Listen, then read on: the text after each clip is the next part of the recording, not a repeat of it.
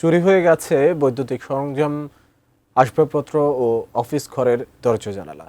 মাদকসেবী ও অপরাধীদের অভয়ারণ্য পুরো স্টেশন এলাকা। এমনই অরক্ষিত পাবনার রেলওয়ে স্টেশন। মিলন মাহমুদের ক্যামেরায় পাবনা থেকে সহকর্মী রিজভি জয়ের রিপোর্টে বিস্তারিত।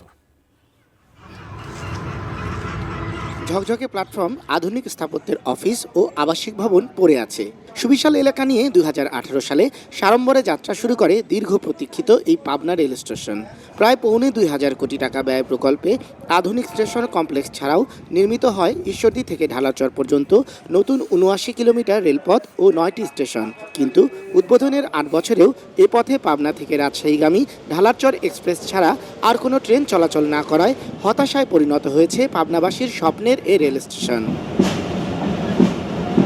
ট্রেন না বাড়ায় নিয়োগ হয়নি জনবল, ফলে বিপুল অর্থ ব্যয়ে নির্মিত অফিস ভবন আর কর্মকর্তাদের আবাসিক কোয়ার্টারগুলো পড়ে আছে অব্যবহৃত। নজরদারি আর রক্ষণাবেক্ষণের অভাবে চুরি হয়ে গেছে প্ল্যাটফর্ম সহ স্থাপনাগুলোর ফ্যান, লাইট, মূল্যবান বৈদ্যুতিক তার, এমনকি দরজা জানালাও।